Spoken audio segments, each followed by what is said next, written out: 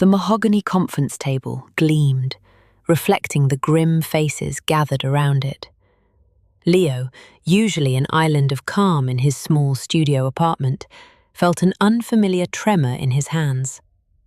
He smoothed the creases on his borrowed suit jacket, the fabric stiff and alien against his skin. Mr. Henderson, the solicitor, a man whose every utterance seemed to weigh a ton, cleared his throat. As per the last will and testament of the late Eleanor Blackwood, Mr. Henderson began, his voice dry as old parchment, all her earthly possessions, including her primary residence, Blackwood Manor, and its surrounding lands, are hereby bequeathed to her grandnephew, Leo Maxwell. A collective gasp rippled through the room. Leo's distant cousins, a collection of disapproving aunts and uncles, exchanged incredulous glances. He, Leo, the quiet artist who lived on instant noodles and dreams, had inherited Blackwood Manor. The very name conjured images of decay and whispered tales. He hadn't seen his great-aunt Eleanor in years, not since he was a small child. He'd barely known she existed. Mr. Henderson continued, oblivious to the drama unfolding around his pronouncement. It is important to note, however, that the estate carries significant liabilities. Property taxes are outstanding for the last 5 years, and the structural integrity of the manor has been compromised. Frankly, Mr. Maxwell, it is a ruin. Leo swallowed, the tremor in his hands spreading to his chest. A ruin. He knew Blackwood Manor by reputation, of course. The laughing stock, the townspeople called it, a decaying monument to a bygone era, its grandeur long since swallowed by neglect and the relentless creep of time. He'd seen the occasional blurry photo in local history books, a grand, imposing structure, now just a ghost on the hill. 2 days later, armed with a rusty key and a heavy heart, Leo drove his battered hatchback up the winding, overgrown driveway. The air grew cooler as he ascended, the scent of damp earth and something vaguely metallic filling the car. He topped the final rise, and there it was, Blackwood Manor, looming against a bruised, grey sky. It was worse than he'd imagined.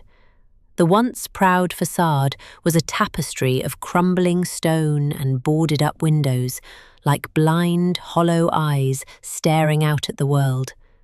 Ivy, thick as anaconda coils, strangled the walls, and the roof sagged in places, revealing jagged gaps where slate tiles had once lain. A single, rickety gargoyle perched precariously above the main entrance, its leering stone face cracked and stained, seemingly mocking his arrival.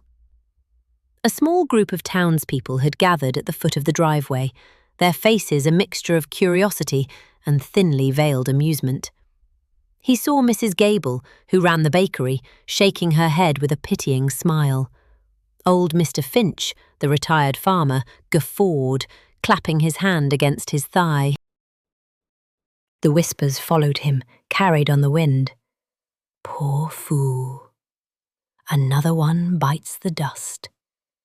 He'll last a week. Leo kept his gaze fixed on the manor, his cheeks burning. He understood then, with a sharp pang, why it was called the Laughing Stock. He pushed open the massive oak front door, which groaned in protest like a forgotten beast. Dust motes danced in the slivers of light, piercing through gaps in the boarded windows. The air inside was thick and stale, smelling of decay, mildew and something else. A faint, almost sweet scent, like old potpourri. The grand hall, once a place of elegant soirees, was now a cavern of shadows and echoes. A sweeping staircase, its banister splintered and loose, ascended into darkness. Plaster peeled from the high ceilings in curling strips, revealing the skeletal laths beneath. Cobwebs thick as cashmere draped from every corner, catching the faint light like spectral curtains. Leo walked through the silent, decaying rooms, each step kicking up clouds of dust. The drawing room, the dining room, the library. All were ghost-haunted shells of their former glory, filled with the shadowy outlines of forgotten furniture beneath grimy tarpaulins. Rainwater had stained the wallpaper, creating grotesque Rorschach test patterns on the walls. In one room, a single broken chandelier hung precariously, a metal skeleton stripped of its crystal adornments. He pulled out the crumpled statement Mr. Henderson had given him. The figures swam before his eyes. 5 years of back taxes, overdue utility bills for a house with no running water or electricity, the solicitor's fees, the estimated cost of immediate structural repairs. The numbers were staggering, a monstrous sum that dwarfed his meagre savings. He had enough to last a few months in his apartment, certainly not to tackle a monumental project like this. He sank onto a dusty, moth-eaten armchair in what might have been the study, its springs groaning under his weight. The silence of the manor pressed in on him, heavy and suffocating. The laughter of the townspeople still echoed in his ears. He was not just the inheritor of a ruin, he was its latest victim. The weight of it all, the sheer insurmountable scale of the decay, combined with the crushing financial burden, threatened to overwhelm him. He closed his eyes, a profound weariness settling deep in his bones. This wasn't an inheritance. It was a curse.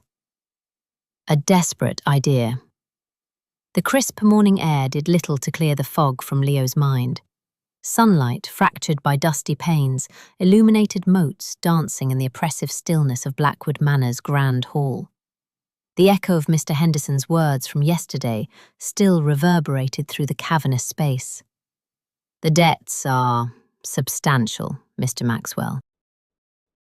And the structural integrity, well, it's a miracle it still stands. Leo clutched a crumpled estimate in his hand, its numbers a dizzying spiral into financial ruin. The roof needed replacing, the east wing was collapsing, and a third of the plumbing had burst at some point in the last decade. He was an artist, not an engineer, and certainly not a deep-pocketed philanthropist. He walked through the drawing room, the once opulent wallpaper peeling like sunburnt skin, exposing the lath beneath. Every creak of the floorboards, every draught whistling through a broken window, was another nail in the coffin of his inheritance. Blackwood Manor wasn't a prize. It was an anchor dragging him down. He could sell it, of course, but who would buy a crumbling ruin burdened with more debt than its potential value? The thought of admitting defeat, of letting this last vestige of his family's history slip through his fingers, was a bitter pill. He'd never truly known his distant relative, the eccentric Lord Blackwood, but the sheer weight of this legacy felt personal. A gentle rap on the already splintered front door startled him. He found Mrs. Gable, the proprietor of the village bakery, standing on the decaying porch, a basket of fresh bread in her arm and a look of pity in her kind eyes. "Morning, dear," she said, her voice soft. "Just checking in. Heard you were still up to your ears in all this." She gestured vaguely at the manor's imposing, yet crumbling facade. Leo managed a weak smile. "Morning, Mrs. Gable. It's a lot. Indeed it is. Listen, I know it's a strange question, but my bakery oven, bless its heart, it's seen better days. I need some good, solid fire bricks for a repair. I was wondering, you wouldn't happen to have any old ones lying about, would you? From an old fireplace or something?" Leo's brow furrowed. Old bricks? He glanced back at the manor, a wild thought taking root. "I might, Mrs. Gable. Come to think of it, there's an old stable at the back that's practically rubble. Might be some usable ones there." Her face brightened. "Oh, that would be a godsend, dear. I'd be happy to pay a fair price, of course." As Mrs. Gable discussed the price of salvaged bricks, a strange, desperate idea began to form in Leo's mind. Not just bricks from the stable, but from the manor itself. The manor was dying, decaying. If he couldn't afford to save it all, perhaps he could at least salvage parts of it to finance its survival. It was a shocking, almost sacrilegious thought, yet it held a perverse logic. He could literally dismantle parts of his inheritance to save the whole. After Mrs. Gable left, her basket of bread a small comfort against the chilling reality, Leo went to the collapsing east wing. The grand fireplace in what was once a ballroom was a masterpiece of carved oak and intricate tilework. But the tiles were cracked, the oak worm eaten, and the chimney he knew was unsafe. He ran his hand over the cold stone hearth. It felt wrong, like dismantling a part of himself. But what choice did he have? The alternative was losing everything. He found an old crowbar in the stable's neglected toolshed. Its rust-pitted surface felt heavy in his hand, a tangible symbol of the brutal task ahead. He returned to the east wing, the silence of the manor pressing in on him. With a deep breath, he wedged the crowbar under a loose hearthstone. The stone groaned, then lifted with a grating shriek, revealing the rough mortar beneath. The sound echoed through the empty ballroom, a mournful cry of protest from the dying house. He wasn't just pulling up a stone.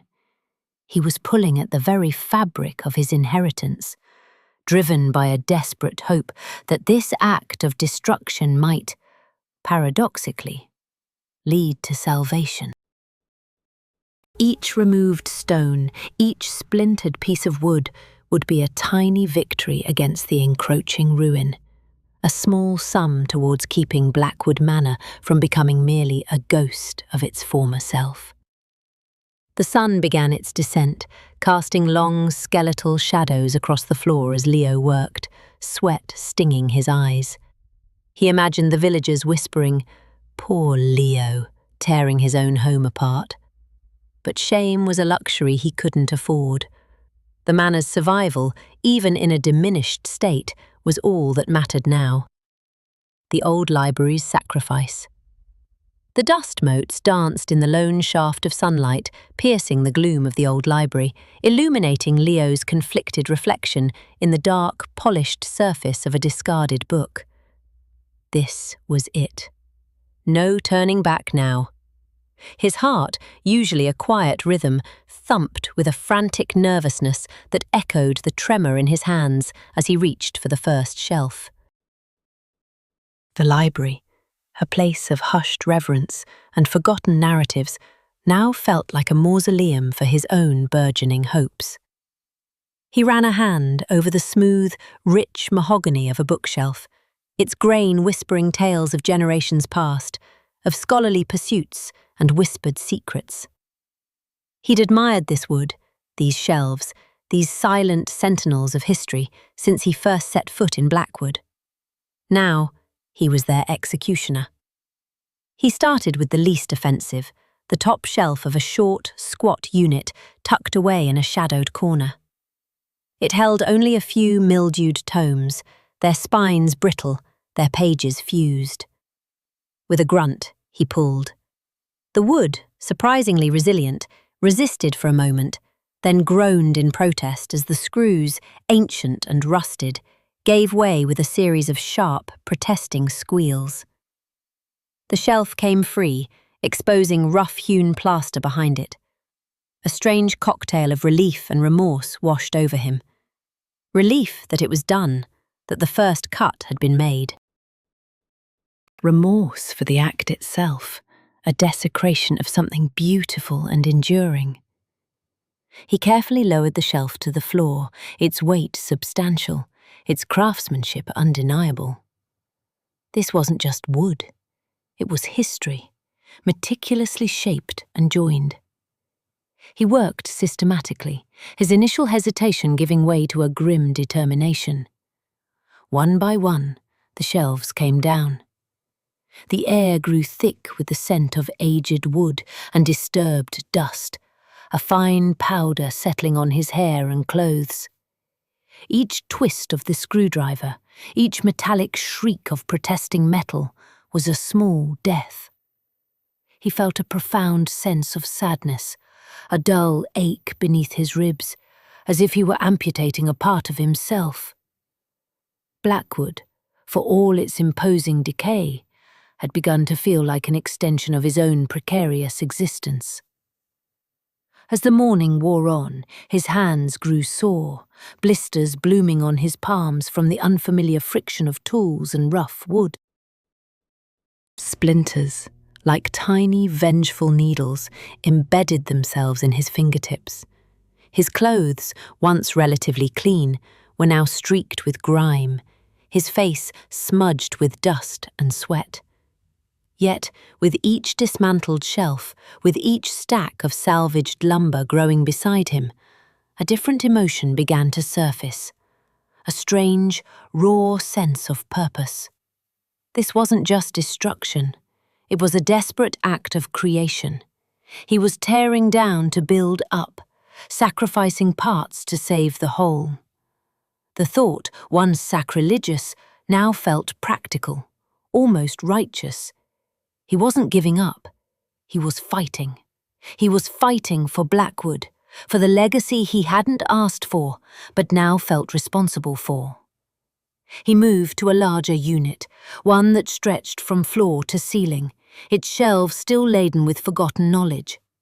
He carefully removed the books, stacking them in neat, if dusty, piles on the floor, promising himself he'd sort through them later. Perhaps some held value, or at least a story worth preserving. The sheer scale of the task began to assert itself. This wasn't a quick fix, a simple transaction. This was back-breaking labour, a testament to the sheer, stubborn endurance of the house itself. The thought of Mrs. Gable's bakery, of the warm bread and the much-needed payment fueled him. He envisioned the fire bricks, salvaged from Blackwood's dying heart, giving life to another's livelihood. It was a tangible connection, a thread of hope woven through the unravelling fabric of his own life. He pulled at a particularly stubborn section of panelling, the decorative trim refusing to yield. He gritted his teeth, his muscles burning, and yanked harder. With a sudden jarring lurch, the panel gave way, not just from its frame, but revealing something unexpected behind it. A hollow space, darker than the shadows already lurking in the room, beckoned. His breath hitched. It wasn't the rough plaster he'd grown accustomed to. This was different. This was a gap. A concealed space, too regular to be accidental. His sore hands paused, the weight of the hammer suddenly forgotten. A flicker of something beyond wood and dust stirred in the silence. The scent of dust and old paper, once a comforting blanket in the main library, now seemed to follow Leo like a ghost as he moved his operations to the forgotten study. This room was a mere fraction of the main library's size, tucked away down a short, dimly lit corridor that branched off the grand hall. Its existence had almost been forgotten, obscured by a heavy, velvet-draped door that blended seamlessly into the oak panelling. He'd only stumbled upon it while searching for an unused corner to stash his increasingly numerous tools. Here, the air was even colder, a perpetual chill emanating from a single, uncurtained window that looked out onto a neglected section of the overgrown gardens. Moonlight, when it appeared, cast long, spectral fingers across the peeling wallpaper and the solitary claw-footed desk that dominated the room's centre. Unlike the grand main library, this space felt more intimate, almost melancholic, as if it had witnessed 1,000 whispered secrets and carried the weight of each one. The shelves were less ornate, simpler, yet still held a sparse collection of leather-bound books, their titles faded into illegibility. Leo set down his pry bar, the metallic clang echoing sharply in the quiet. His shoulders ached, a deep, persistent throb that had become a familiar companion over the past weeks. The systematic deconstruction of Blackwood's heart had taken its toll, not just on his body, but on his spirit. Each splintered piece of wood, each nail wrenched free, felt like a miniature betrayal of the house he was meant to preserve. Yet, the gnawing anxiety of his precarious financial situation kept him moving, a constant, low hum beneath the surface of his thoughts. He started with the smallest bookshelf, tucked into an alcove beside a defunct fireplace. The wood here was darker, denser, resisting his efforts with a stubborn defiance that grated on his already frayed nerves. Sweat beaded on his forehead, tracing cold paths down his temples as he wrestled with a particularly unyielding plank. The rhythmic creak and groan of the old timber filled the silence, punctuated by the occasional grunt of exertion. Hours blurred into a monotonous cycle of effort and exhaustion. The moon climbed higher, casting the room in stark relief, then began its slow descent, leaving the study bathed in the grey promise of dawn. Leo paused, leaning against a half-dismantled frame, his breath coming in ragged gasps. He needed a moment, just a moment, to clear his head. His gaze drifted to the wall beside the fireplace, a stretch of unadorned panelling that seemed to absorb the meagre light. Something about it felt off. It wasn't the same rich, dark oak as the rest of the room's trim, but a slightly lighter, almost bleached shade, as if it had been exposed to more sunlight, or perhaps less. He ran a hand over its smooth surface, feeling the cool, unyielding wood beneath his fingertips. Instinct, a subtle whisper in the back of his mind, prompted him. He tapped the panelling with his knuckles, a light, almost hesitant rap. Thump. The sound was solid, unremarkable, exactly what he expected from a sturdy wall. He moved his hand a few inches to the right, tapping again. Thump. Still the same. He continued, moving along the panel, a curious rhythm forming in the quiet room. Thump, thump, thump. Then, he reached a spot directly above the mantelpiece. He tapped again. Thwack. It was subtle, barely a difference, but it was there. A hollower, slightly sharper resonance, distinct from the dull thud of the surrounding wood. His brow furrowed. He tapped again, more deliberately, focusing on the sound. Thwack, thump, thwack. There was no mistaking it. The difference was undeniable. It wasn't a structural beam, not a joist.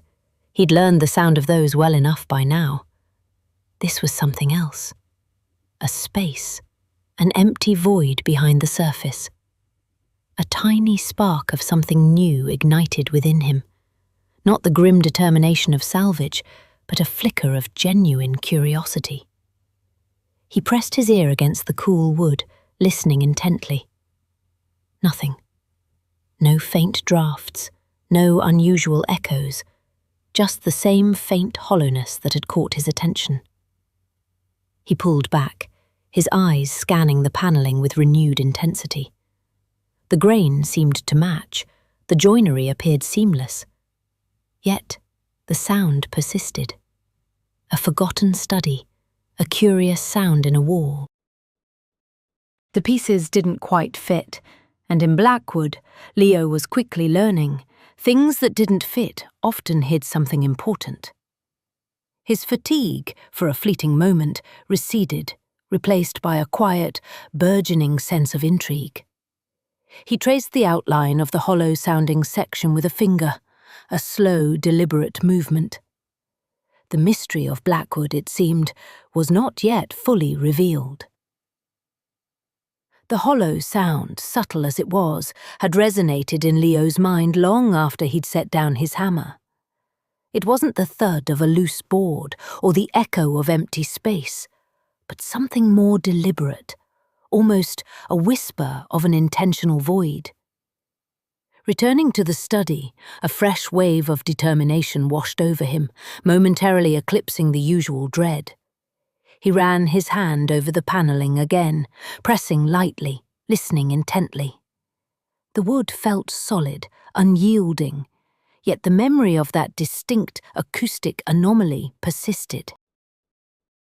He retrieved his utility knife, its blade glinting under the weak sunlight, filtering through the grime-streaked window. With painstaking care, he began to score the faded floral wallpaper where he suspected the anomaly lay. The brittle paper crackled under the blade, releasing a faint, dusty scent of forgotten years. Each cut was shallow, deliberate, a surgeon's touch rather than the brute force he usually applied to his deconstruction efforts. This wasn't about tearing down, it was about revealing. The wallpaper came away in ragged strips, exposing layers of aged plaster beneath. It was a mosaic of pale greens and muted yellows, remnants of previous decorative schemes. Leo worked slowly, scraping away the crumbling plaster with the edge of a painter's spatula. Dust motes danced in the shafts of light, illuminating the tedious process.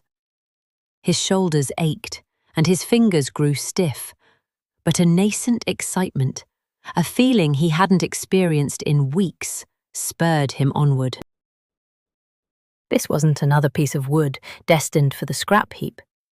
This was a question mark, a potential answer. As more plaster flaked away, exposing the raw lath beneath, something different began to emerge. Not the uniform grid of wooden strips he expected, but a faint, almost invisible seam. It was a hairline crack, impossibly fine, running vertically through what should have been an unbroken expanse of wall. He paused, holding his breath, his heart beginning a slow, rhythmic drum against his ribs. He traced the line with a hesitant fingertip, feeling nothing but the smooth, cool plaster. Yet his eyes, now accustomed to the subtle variations in texture and shade, perceived it. He widened his scraping radius, carefully extending his work both horizontally and vertically.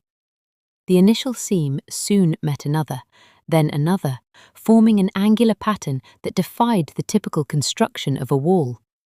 It was too precise, too geometric to be an accidental crack or a settling fissure. It suggested intention, a deliberate design. As he meticulously cleared away more of the plaster, the faint lines deepened, becoming more pronounced, more confident. He could now discern a vertical boundary that descended from what appeared to be a decorative moulding near the ceiling, reaching to the floorboards. Another line stretched horizontally, intersecting the vertical at roughly chest height, and then another near the floor. It wasn't a crack, it was an outline of a rectangle perfectly integrated into the wall's structure, camouflaged by decades of paint and paper.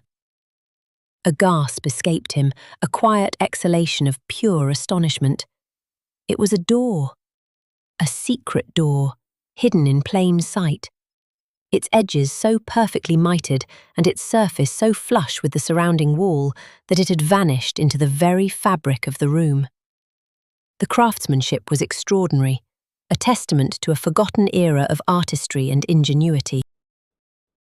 He ran his palms over the newly exposed surface, feeling the subtle raised edges where the door met the surrounding frame. It wasn't a crude, hastily constructed cubby. This was a sophisticated piece of architectural deception. His mind raced, piecing together the implications. A hidden space, concealed within Blackwood Manor. It wasn't just a hollow sound. It was an invitation. The weariness that had dogged him for weeks evaporated, replaced by an invigorating surge of curiosity.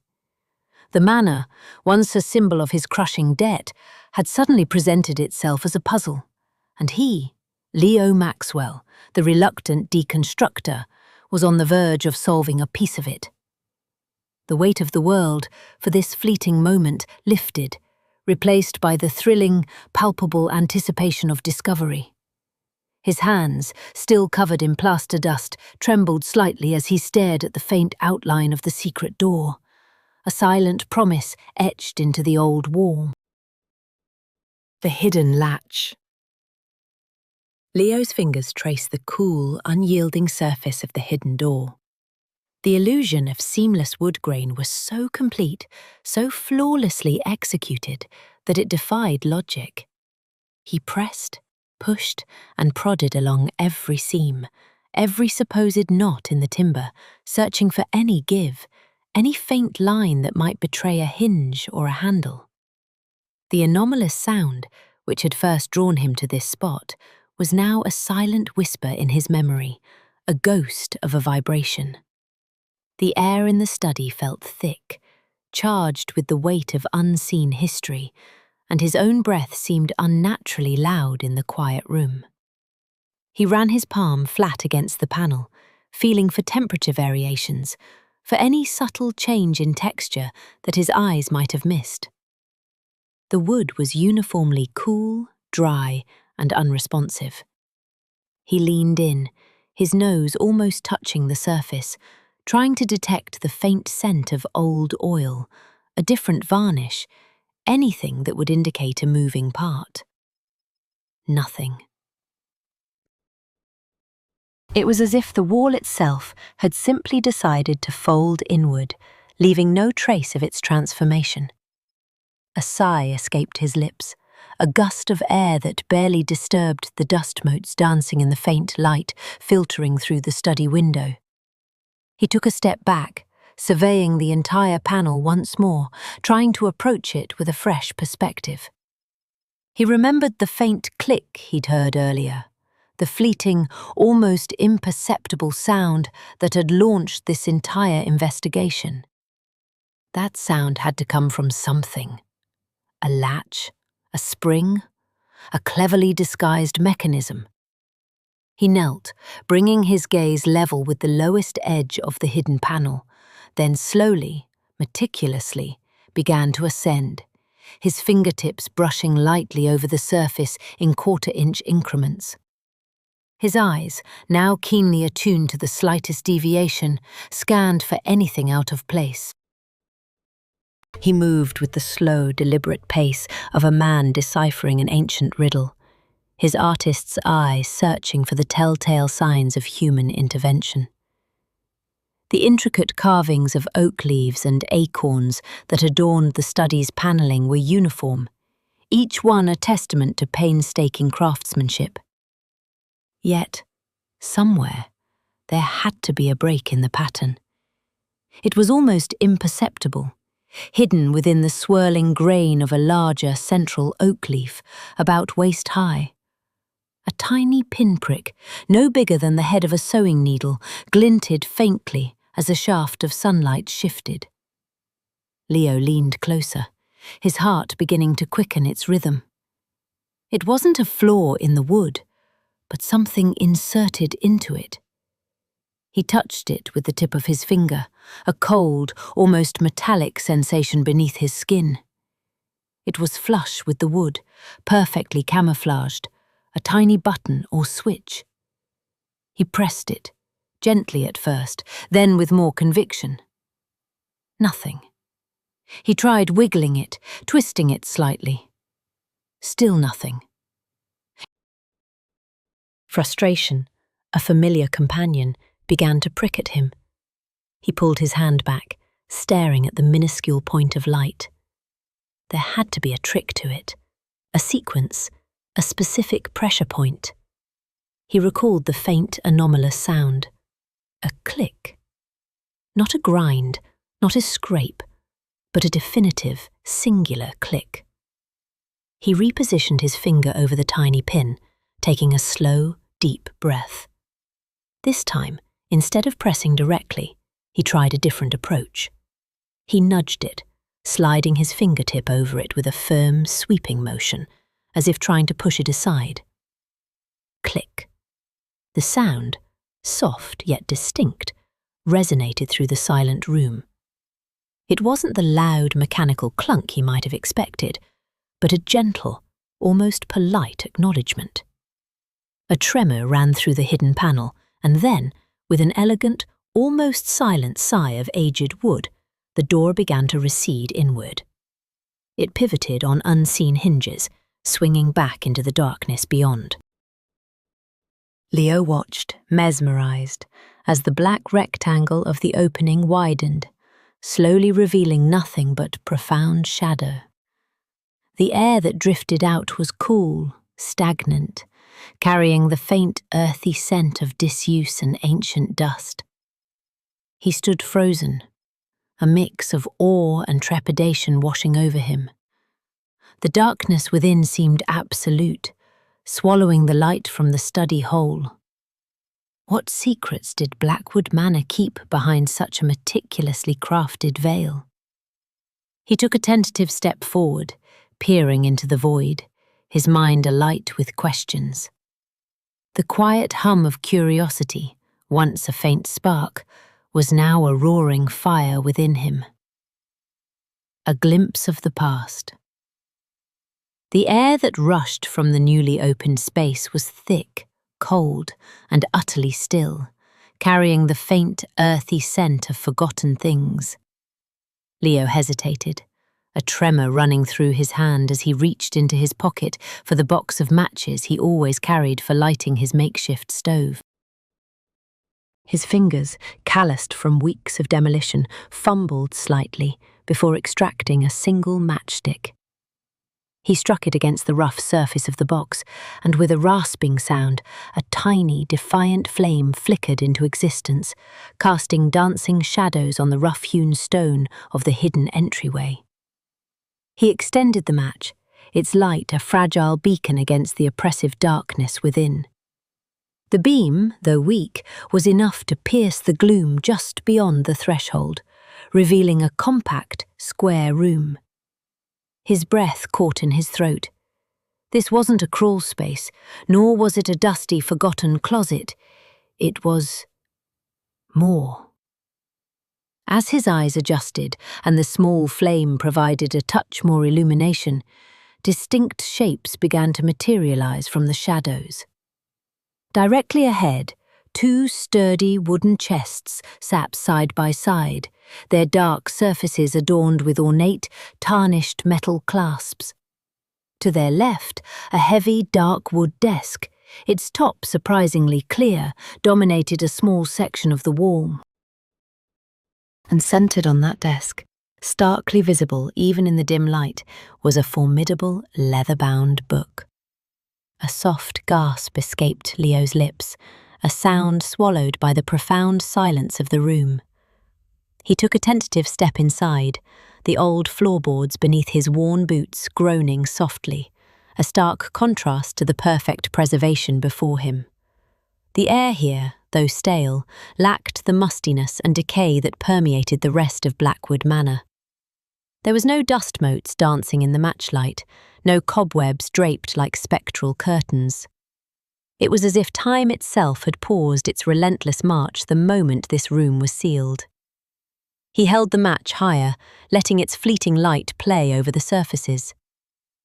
The chests appeared to be crafted from some dark, dense wood, possibly oak or mahogany, their corners reinforced with bands of what looked like iron. The metal clasps, though aged, gleamed faintly where the light caught them. He dared not touch them yet, afraid of disturbing the perfect tableau. His gaze lingered on the desk.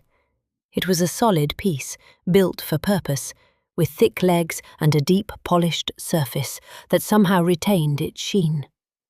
There were no pens, no inkwells, no scattered papers. Just the magnificent book. It was monumental, its spine thick and unyielding, covered in dark, almost black leather that seemed to absorb the scant light. The edges of its pages, even from a distance, appeared crisp and unyellowed. This wasn't just a hidden room. It was a capsule, preserved with an almost uncanny care. The realization sent a shiver down his spine, a mix of awe and a prickle of unease. Who had created this space? And why had they gone to such lengths to hide and protect it? The answer, he instinctively knew, lay within the pages of that formidable book. The match, having served its purpose, flickered precariously, shrinking rapidly. He let it burn down to his fingertips, the warmth a sharp contrast to the chill in the room, before carefully pinching out the flame. The darkness rushed back in, denser than before, but now Leo had a mental map, an imprint of what lay before him. He fumbled in his pocket again, this time extracting his phone, its flashlight beam a modern intrusion into this ancient scene.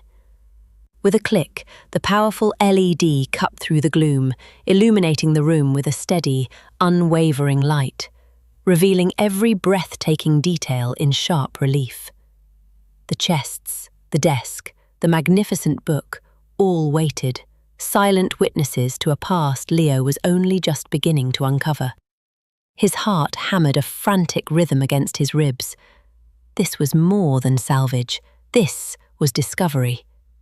And he had a feeling it was only the beginning. My dearest descendant. Leo's heart hammered a frantic rhythm against his ribs, a drumbeat of disbelief in the silent room. He approached the desk, his movements slow, almost reverent, as if any sudden motion might shatter the fragile reality of his discovery. The smooth, dark wood gleamed under the soft glow of his flashlight, unmarred by time. This wasn't merely old furniture. It was a museum piece, preserved in a bubble of impossible perfection. His gaze fixed on the formidable leather-bound tome at the center of the desk. Its spine was thick, the leather soft and worn, in a way that suggested countless hours of handling. Yet it was utterly free of dust. He reached out a hesitant hand, his fingers tracing the intricate, almost organic patterns embossed on the cover. It felt warm beneath his touch, a living thing in this suspended reality. Taking a deep breath, Leo wrapped his fingers around its spine and lifted it. The book was heavier than he expected, its weight substantial, ancient. He laid it flat on the desk, the soft thud echoing in the profound quiet. The clasps, forged from some dark, unidentifiable metal, were ornate, resembling intertwining serpents. With a gentle click, they sprang open under his touch, revealing pages that were surprisingly unyellowed. The paper was thick, almost vellum-like, with a texture that felt impossibly rich. The scent of old paper, not musty or decaying but clean and subtly sweet, filled his nostrils. The very first page held no title, no elaborate calligraphy. Instead, a single folded letter rested within a specially cut recess, held in place by delicate silk ribbons. The paper was a creamy ivory, distinct from the book's pages, and felt cool and crisp beneath his fingertips. He carefully unfastened the ribbons and lifted the letter. It was folded into thirds, secured with a small, unadorned wax seal. He broke the seal with a soft snap, a sound that felt deafening in the stillness, and unfolded the letter. The handwriting was a meticulously formed copperplate script, each loop and flourish executed with an almost artistic precision.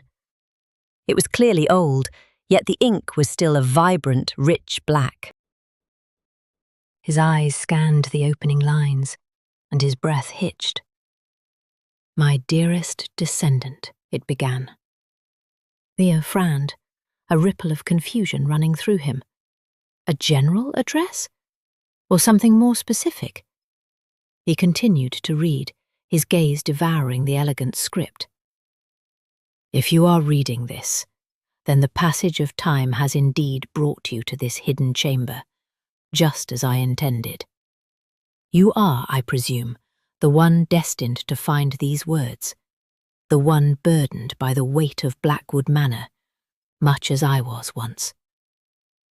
A shiver traced its way down Leo's spine, not of cold, but of a profound, unsettling recognition. The letter was speaking directly to him. It knew.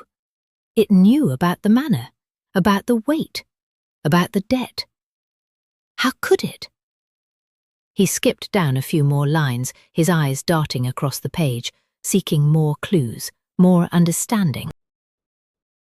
And then he saw it. A name written with an extra flourish, a signature at the bottom of the page that made his blood run cold and hot all at once.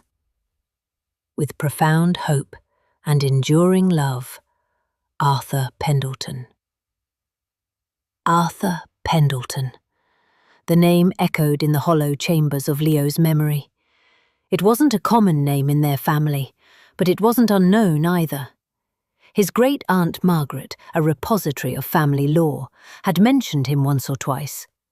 Arthur Pendleton, the original builder of Blackwood Manor, his great-great-grandfather, the man whose portrait, a stern-faced individual with piercing eyes, still hung in the dilapidated parlour, gathering dust and judgment. Leo sank into the plush, velvet-upholstered chair behind the desk, the letter still clutched in his trembling hands. The chair smelled faintly of old leather and something else, a faint, sweet spice, like dried lavender. It was surprisingly comfortable, enveloping him in its forgotten luxury.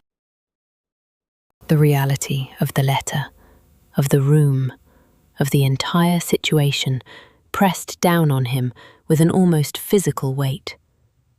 His great-great-grandfather had written this. For him.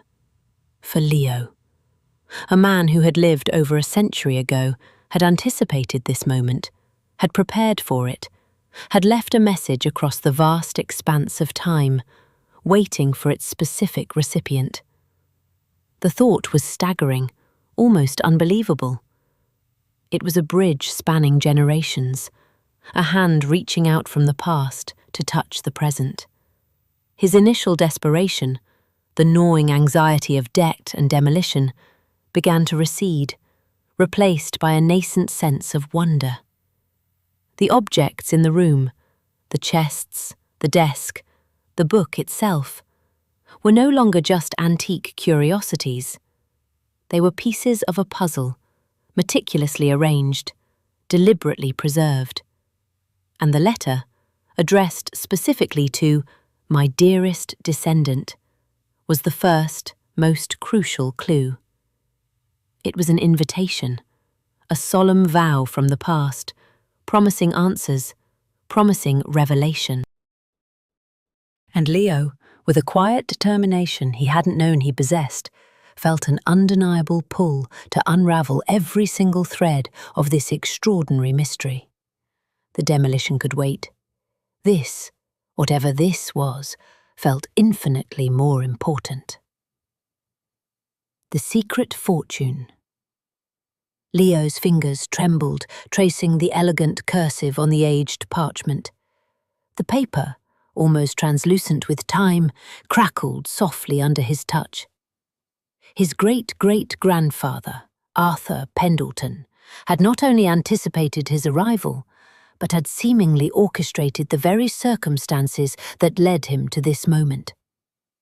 The flickering oil lamp cast dancing shadows, making the words on the page seem to breathe with an ancient life. "My dearest Leo," the letter began, the familiarity sending a strange shiver down his spine. "If you are reading this, it means you have faced the burden of Blackwood Manor, just as I knew you would. It means you have felt the sting of its decline, the weight of expectation, and the bitter taste of necessity. I know, my boy, because I felt it too."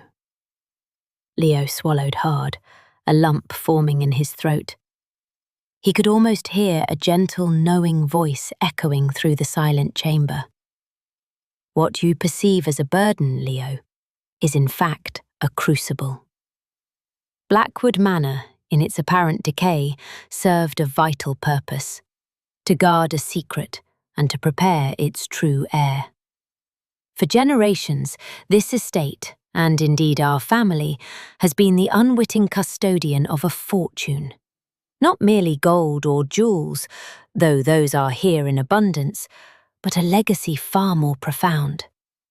This wealth, amassed through ingenuity and a touch of daring, was never meant for lavish display or frivolous spending. It was intended to safeguard something far greater, something that will, in time, reveal itself to you. Leo's eyes darted around the pristine room, suddenly seeing it with new vision. The polished wood of the desk, the untouched books, the quiet dignity of the space. It wasn't just preserved, it was protected. He thought of the dusty, crumbling rooms he'd been dismantling, the splintered floorboards, the sagging ceilings. The contrast was stark, almost cruel. Yet the letter explained it. The state of Blackwood Manor, its gradual deterioration, was a deliberate, agonizing choice. It was a shield, a deterrent. A grand, opulent house draws too much attention, too many prying eyes. A decaying relic, scorned and forgotten, invites only ridicule and neglect. This neglect, my dear Leo, was its greatest protection, allowing the true heart of the manor to remain undisturbed, hidden in plain sight. A wave of understanding, cold and sharp, washed over Leo. The ridicule he'd endured, the whispers of Blackwood's folly. It had all been part of the plan. The debt, the desperation that had forced his hand to salvage, to tear down, to expose. It was the final, necessary step. He had been compelled by circumstance to do precisely what was needed to uncover this hidden truth. I knew that only true desperation, the kind that forces one to look beyond the superficial, would lead you to this chamber. Only by dismantling the outer shell could you discover the core. The very act of creative destruction was the key, the final puzzle piece in a generations-long game. Forgive me the hardship, my boy. There was no other way to ensure the secret remained safe until the true moment, until the right hands discovered it. Tears pricked Leo's eyes, not of sadness, but of a profound, almost overwhelming sense of destiny. His life, which had felt so adrift, so defined by failure and burden, suddenly snapped into sharp focus. Every struggle, every difficult decision, every swing of the hammer had been leading him here, to this exact spot, to this revelation. He wasn't just an artist burdened by debt. He was the chosen heir of a hidden legacy, tasked with an unknown purpose. He continued to read, the words flowing like a river, carrying him further into Arthur's world. Within this room, you will find the initial provisions to begin your journey. The bulk of the fortune, however, is not here. It is scattered, hidden in plain sight within the manor's architecture, requiring a keen eye and a patient spirit to uncover. Each discovery will lead you closer to the true purpose of our lineage, to the reason Blackwood Manor was built, and to the profound secret it guards. You are not merely an inheritor, Leo. You are a keeper, a protector, and ultimately a discoverer of something far greater than gold. The letter ended with a flourish, signed simply, Arthur Pendleton. Your great-great-grandfather and your first guide. Leo lowered the letter, his gaze sweeping the room once more. It wasn't just a secret room anymore, it was a launch pad. The weight on his shoulders hadn't vanished, but it had transformed. The burden of Blackwood Manor was no longer a crushing debt, but a compelling quest. His life had just turned inside out, and for the first time in a very long time, Leo felt a thrill of anticipation. A quiet, resolute strength blooming in his chest. His purpose, once vague and elusive, now shone with an undeniable, luminous clarity. Jewels and purpose. Leo's fingers trembled, tracing the elegant script of Arthur's letter. The revelation of a deliberate deception, a carefully orchestrated performance of decay, spun through his mind. He looked around the pristine chamber, the dust motes dancing in the single shaft of sunlight from the hidden skylight.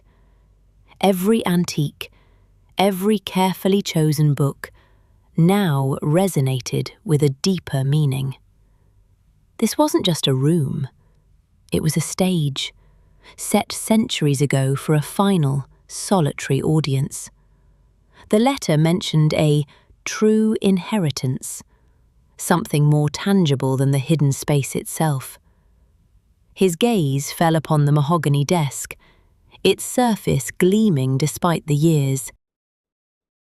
He knelt, his eyes scanning the underside, searching for a latch or a hidden compartment. His fingers brushed against a small, almost invisible brass button nestled beneath the lip of the desk. He pressed it. With a soft click, a shallow drawer, no bigger than a shoebox, eased open from the desk's underside, its presence utterly concealed. Heart pounding, Leo pulled it out. It was heavy, far heavier than its size suggested. He set it on the polished wood of the desk and lifted the lid. A gasp escaped him, a quiet, reverent sound. The box was filled with a dazzling array of precious stones. Emeralds the colour of deep forest, rubies like droplets of frozen blood, sapphires shimmering with ocean depths. They lay nestled among stacks of old gold coins, each one thick and satisfyingly weighty, glinting with a soft, ancient lustre. Beneath these, bundled with care, were crisp parchment scrolls and thick envelopes sealed with wax. He picked up a gold coin, turning it over in his palm. It felt ancient, imbued with the touch of countless hands, each transaction a silent whisper of history. This was the true wealth, not just enough to clear his debts, but a fortune, a profound, almost unfathomable fortune, preserved, waiting. He returned to the letter, his eyes scanning for more, for an explanation of this extraordinary treasure. Arthur's elegant hand continued. This inheritance, Leo, is not merely for your comfort, though it will undoubtedly provide that. It is the fuel for a grander vision, one that has been nurtured within the walls of Blackwood for generations. My dream, a dream passed down from my father and his father before him, was to transform this manor into a beacon of enlightenment. A place where young minds, especially those from challenging circumstances, could flourish without the burdens of the outside world. A children's learning centre, Leo. A sanctuary of knowledge, creativity, and boundless curiosity. Leo's breath hitched. He reread the words, his mind struggling to reconcile the crumbling, debt-ridden house he knew with this noble, almost ethereal vision. Blackwood Manor, a children's learning centre. The grand, echoing halls, once so lonely, now filled with laughter and the eager chatter of young voices. The sprawling, overgrown gardens transformed into vibrant spaces for exploration and play. The funds you have uncovered, the letter continued, are precisely for this purpose. They are to restore Blackwood not to its former glory as a private residence, but to its true, intended glory as a haven for learning. The documents within the box detail the architectural plans I commissioned, the curriculum outline I painstakingly developed, even the names of scholars I once hoped would lend their expertise. This was my life's work, Leo, and now it is yours. Tears welled in Leo's eyes, hot and unexpected. They weren't tears of sadness, but of overwhelming emotion, a potent cocktail of relief, purpose, and profound gratitude. He had spent his life feeling adrift, an artist struggling to find his voice amidst the din of financial anxiety. He'd seen Blackwood as a burden, a monument to a past he couldn't escape. Now, in the quiet glow of this hidden room, he understood. His great-great-grandfather hadn't just left him wealth. He had left him a profound, undeniable purpose. The weight on his shoulders, the crushing pressure of debt and impending homelessness, lifted, replaced by a new kind of weight, the weight of responsibility, of a legacy, of a dream centuries in the making. He was no longer just Leo Maxwell, the struggling artist. He was the chosen heir, the protector of a vision, the inheritor of Blackwood's true destiny. He looked down at the glittering jewels, the ancient coins, the carefully preserved plans. This was not the end of his struggle, but the glorious, unexpected beginning of something far greater. The manor wasn't just old wood and stone. It was a living, breathing testament to a dream, and now that dream was his to bring to life. A new vision. The crisp morning air, redolent with damp earth and distant pine, streamed through the manor's shattered windows. Sunlight, no longer an unwelcome spotlight on peeling wallpaper, now painted cheerful stripes across the dusty floors. Leo, a lukewarm mug clasped in his hand, traversed Blackwood Manor. It was no longer the decaying structure he'd been systematically dismantling, but a vessel seen through the clarifying prism of Arthur's unwavering vision. Yesterday's crushing weight of debt and artistic stagnation had evaporated, replaced by a lightness he hadn't known since childhood. The vast fortune, sparkling jewels nestled in velvet, glinting gold coins, ancient documents, had transmuted from mere wealth into powerful instruments for transformation. He paused in the grand entrance, where a massive cobweb draped from the chandelier like a forgotten shroud. Before, he'd seen only the daunting task of endless repairs, the inevitable demolition. Now, he envisioned children's laughter echoing, their excited footsteps on polished wood. Vibrant artwork, perhaps some of his own, would adorn these walls, complementing Arthur's intricate designs. The grand staircase, its banister splintered, no longer whispered of decay, but sang of potential. A central artery for a bustling hub of young minds. Moving into the formal dining room, the gaping hole in the ceiling, a casualty of his salvage work, now seemed less like damage and more like an aperture. Light streamed in, illuminating dancing dust motes. This space, he mused, could be a reading nook, a quiet corner filled with beanbag chairs and colourful books. The damaged floorboards, once a hazard, now represented a blank canvas for a new, sturdy foundation. He ran his hand over exposed brick in the kitchen, feeling its rough texture. The initial despair, the gnawing anxiety of repair costs, were distant, muted echoes. Arthur's meticulous planning, his foresight to secure a future for generations, filled Leo with profound awe and responsibility. He wasn't merely fixing a house, he was nurturing a dream, an extension of Arthur's will, a steward of a legacy far grander than he could have conceived. A palpable connection to his great-great-grandfather stretched across time, a silent conversation, a shared understanding of Blackwood Manor's true destiny. The laughing stock, as locals called it, had symbolized his inherited misfortune, a constant reminder of financial struggles and sacrificed artistic dreams. Now, the very phrase brought a subtle smile to his lips. They were laughing at a facade, at the brilliantly executed illusion Arthur had crafted. Blackwood Manor wasn't a ruin. It was a cocoon, protecting a profound purpose.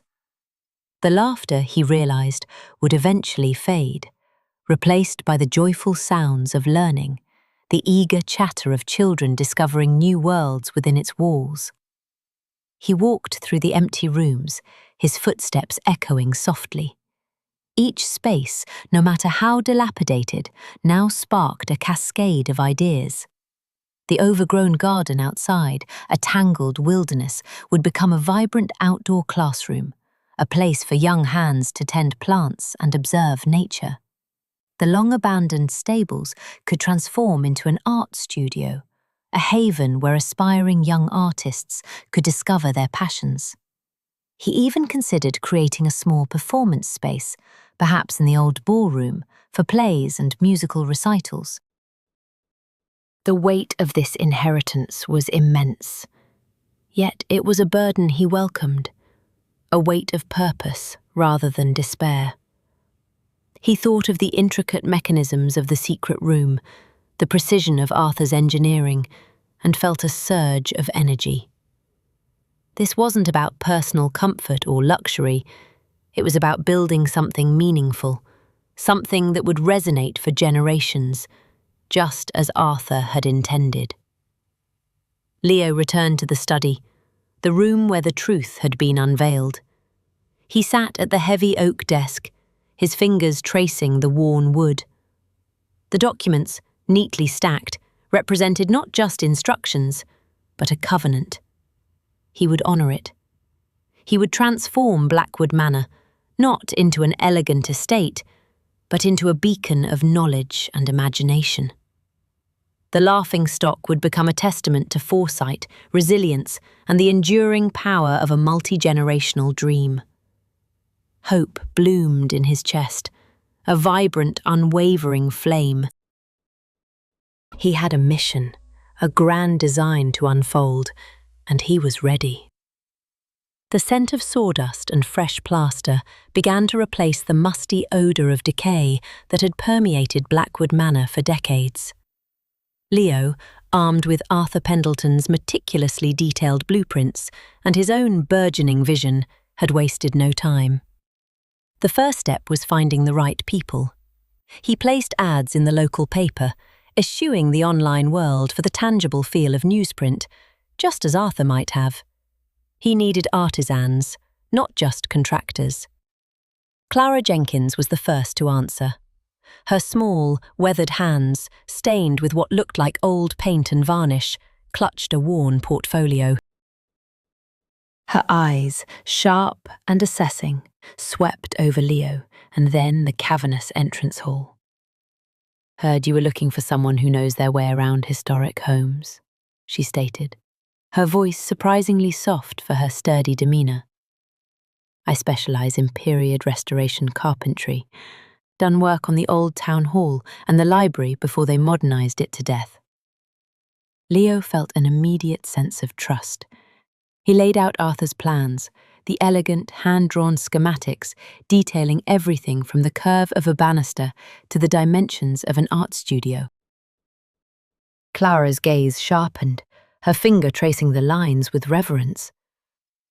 "These aren't just plans, Mr. Maxwell," she murmured, looking up at him with a glimmer of excitement. "These are a vision. A dream, really." She glanced around the dilapidated space, a corner of her lip twitching. A very ambitious dream, given the current state of affairs. Leo merely smiled, a quiet confidence settling over him that surprised even himself. "I believe in ambitious dreams, Ms. Jenkins, and I have the resources to see this one through." Clara's initial skepticism slowly melted into genuine enthusiasm as Leo outlined the purpose of each planned room.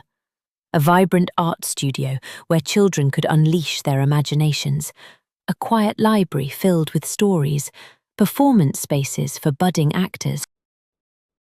She signed on immediately, bringing with her a network of local craftspeople, a stonemason whose family had worked on the manor's original foundations, a plasterer renowned for intricate ceiling work, and a team of painters who understood the subtle art of colour-matching historical palettes. The manor, once a silent monument to decline, began to hum with activity. The rhythmic thud of hammers, the whine of saws, and the cheerful chatter of the crew echoed through its revitalized corridors. Scaffolding rose like intricate metal trees, reaching up to repair crumbling cornices. Sunlight, once obscured by grime, now streamed through newly cleaned windows, illuminating dust motes dancing in the air, a tiny, energetic ballet of progress. News of the transformation spread like wildfire through the town. Initially it was met with disbelief. Blackwood Manor, the laughingstock, was being restored? For children? The local diner, a central hub for gossip, buzzed with speculation. The usual jokes about Leo's inherited white elephant faded, replaced by murmurs of wonder and curiosity. Cars slowed as they passed the manor gates, drivers craning their necks to catch a glimpse of the scaffolding and the steady stream of work vans. The derelict estate, once a symbol of neglect, was rapidly becoming a beacon of hope and renewed purpose. One blustery afternoon, a familiar black sedan pulled up the gravel drive. Mr. Henderson, the structural assessor and debt collector, who had once delivered the crushing news of the manor's insolvency, emerged, looking conspicuously out of place amidst the construction chaos. His usual crisp suit seemed too formal for the scene, his polished shoes scuffing on loose debris. He found Leo in what was to be the main art studio, discussing colour swatches with Clara. The room, though still under heavy renovation, already pulsed with a latent energy. Paint cans lined the walls, and a large, newly installed window flooded the space with light. "Maxwell," Mr. Henderson said, his voice betraying a hint of surprise. "I heard rumours. Thought I'd see for myself." He gestured vaguely at the bustling activity outside, his brow furrowed. "Quite the operation you've got going here. And new windows?" Leo turned, a small, knowing smile playing on his lips. "Mr. Henderson, yes, quite. It seems Blackwood Manor has a new lease on life. And a new purpose." He watched the man's eyes dart around, taking in the freshly plastered walls, the careful restoration work. The air, thick with the smell of wood and paint, was a stark contrast to the stale decay Henderson remembered. "I must admit, Maxwell," Henderson continued, a rare note of genuine astonishment in his voice, "when I last spoke with you, your prospect seemed considerably less vibrant. And the debts—" He trailed off, remembering the astronomical figures. "The debts have been settled, Mr. Henderson," Leo stated calmly, meeting the assessor's gaze. "And the manor's structural integrity, I'm pleased to report, is now more than sound.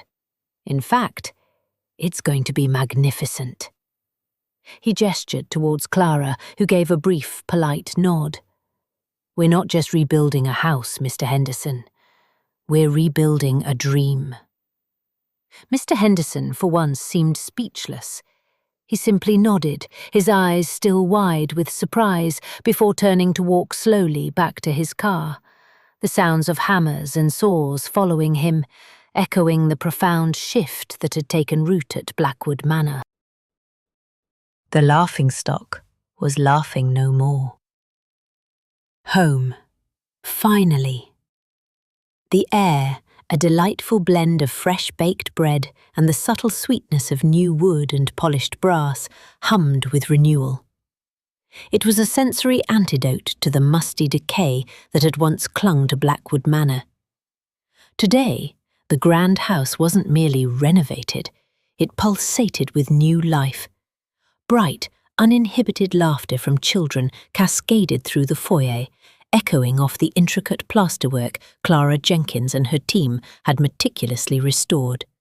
Tiny feet now danced across gleaming oak, unhampered by the former hazards of loose boards. Sunlight, fractured into vibrant kaleidoscopes by the newly cleaned stained glass windows, painted the walls where only dust motes once cavorted in gloom.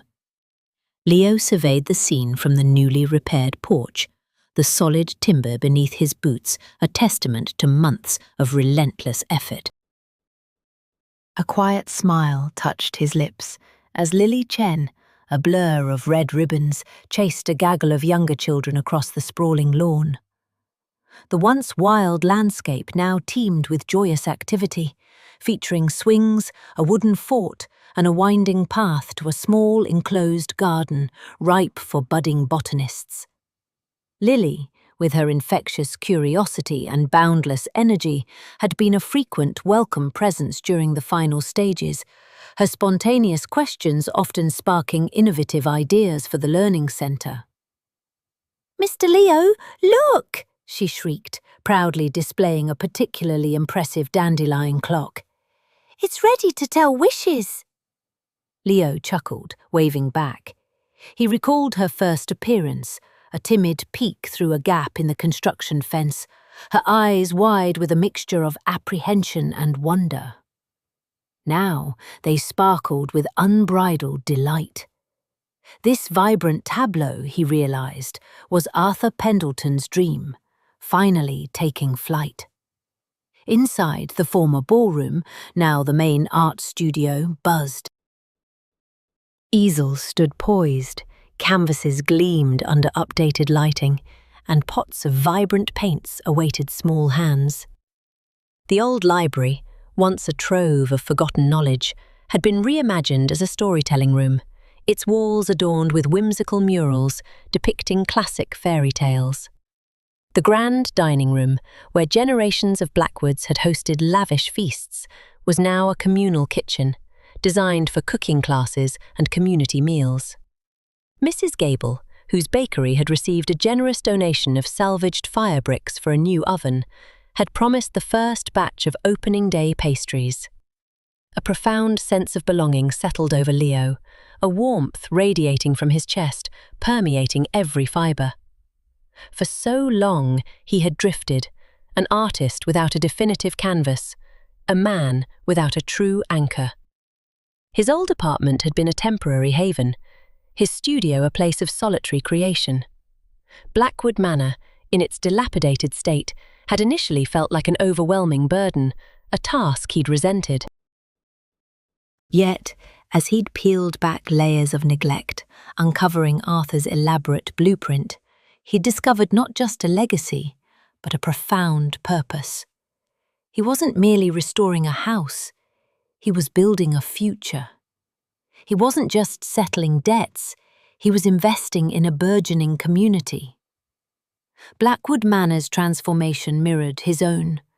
The quiet, overwhelmed artist who had once contemplated abandoning it all had given way to someone grounded, purposeful, and deeply content.